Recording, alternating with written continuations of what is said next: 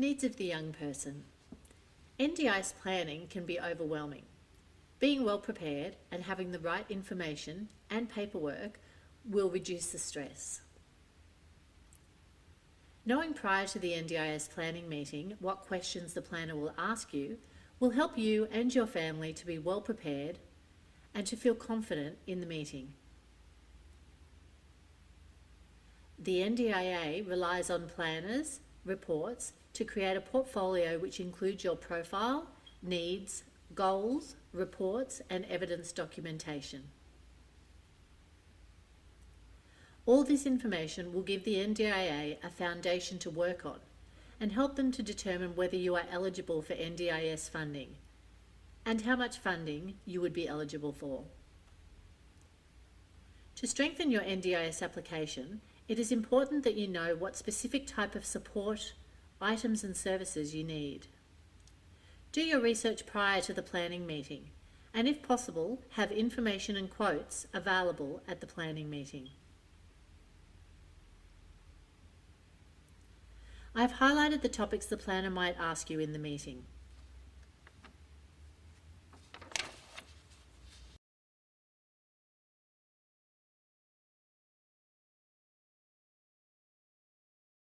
Living arrangements.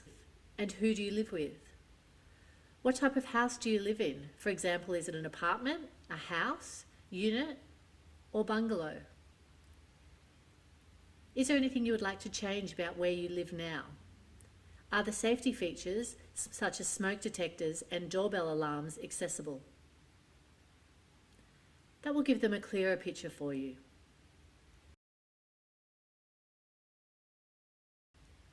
Important people. Who are the most important people in your life? For example, they can be your family, friends, and other people who care for you.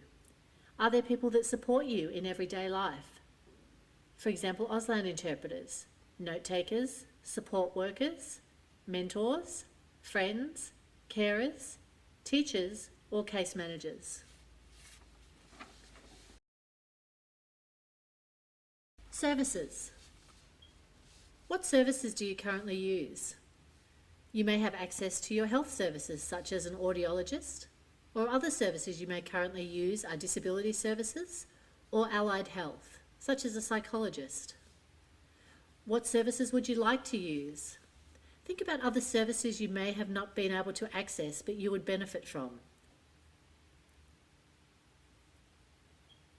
These could be Auslan in the home, deaf awareness training, youth mentor, support coordination, and NDIS plan management. Equipment. Do you use assistive equipment in your daily life? What equipment do you use regularly? What equipment would you like to use? These could be visual alerts for smoke alarm and doorbell, or personal alarm for safety protection when walking solo.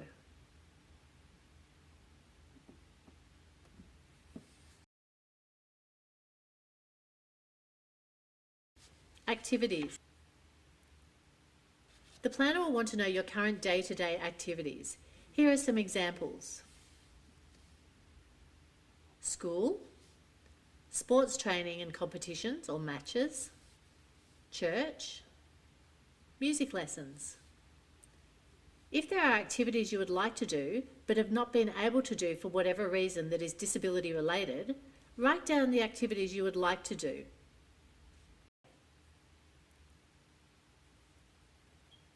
What funding supports you would need to remove the barriers, plus what support the young person needs.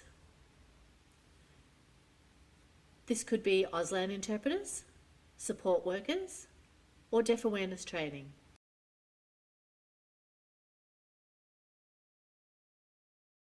Daily living. What are your main activities? Like creating art at home. What would you like to do differently? Maybe participate in community art activities. What barriers would you like to overcome, such as being able to participate in community workshops or accessing Auslan interpreters?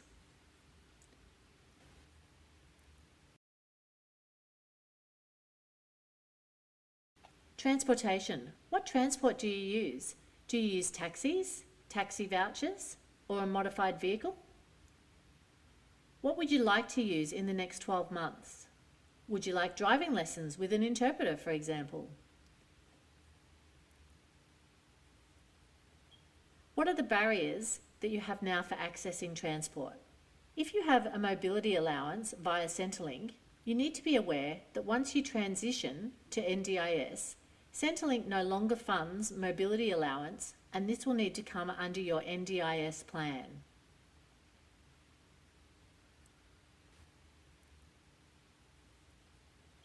This may not be funded at the same level that you had through Centrelink, and it does not mean it will automatically transfer over. It all depends on your evidence, circumstances, and goals.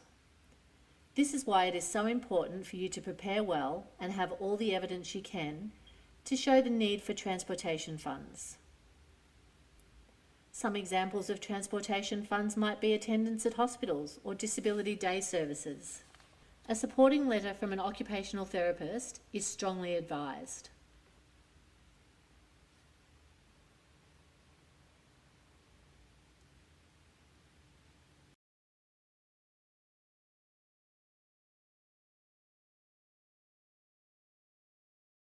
Communication.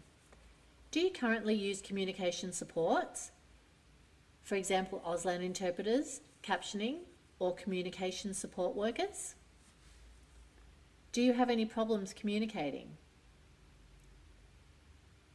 In what environments do you have problems communicating? For example, at school, work, in your sporting club, with your family in Auslan, or in a crowd? What communication supports would you like? Auslan training, Auslan interpreters, live captioning, or a Roger FM unit?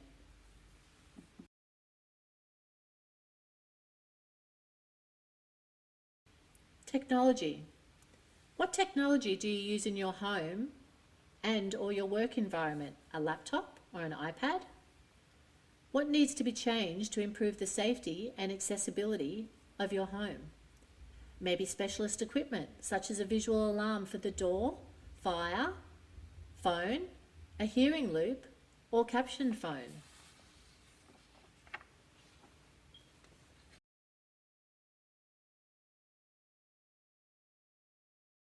Social and community participation.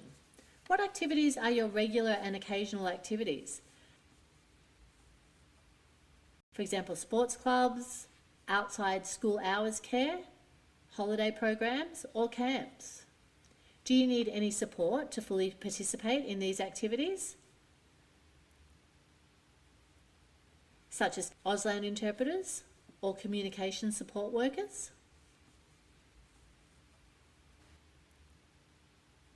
What are the regular activities you would like to do in the next 12 months? And what are the occasional activities you would like to do? Maybe accessing an Auslan interpreter or communication support worker to attend to hearing family or friends events.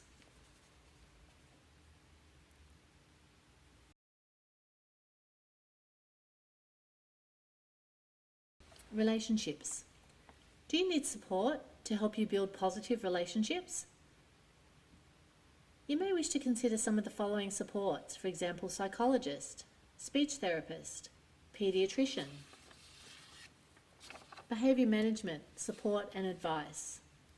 Do you currently access supports like these? And what supports would you like to access over the next 12 months?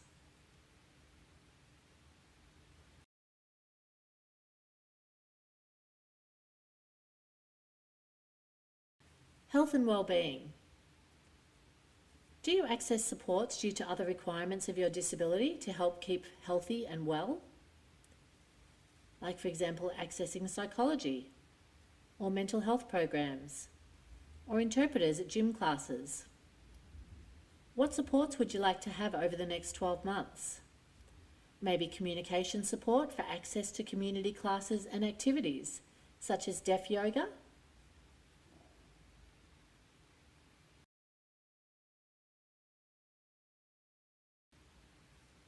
learning. What skills, training or support could help you transition through school to further education? For example, School Leaver Employment Supports, or SLES. What is SLES, or SLES?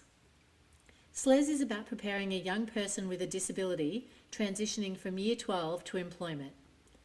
SLES provides tailored programs for support in job skills training, travel training, work experience in open employment,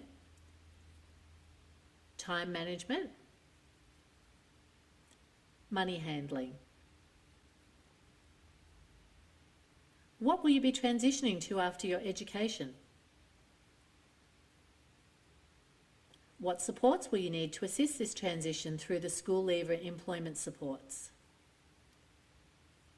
Deaf Specialist Disability Employment Advice, Deaf Awareness Training, Deaf Mentor or Role Model Access?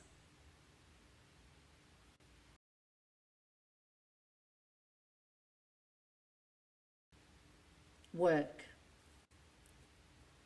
Are you at school, in training, or working in a part-time or full-time job? What is your ideal job? Would you like to volunteer or get work experience?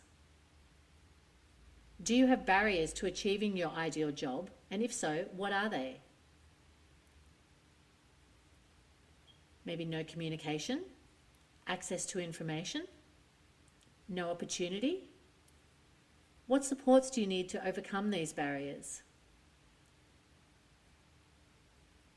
Maybe access to information, deaf awareness training for workplaces, or communication support.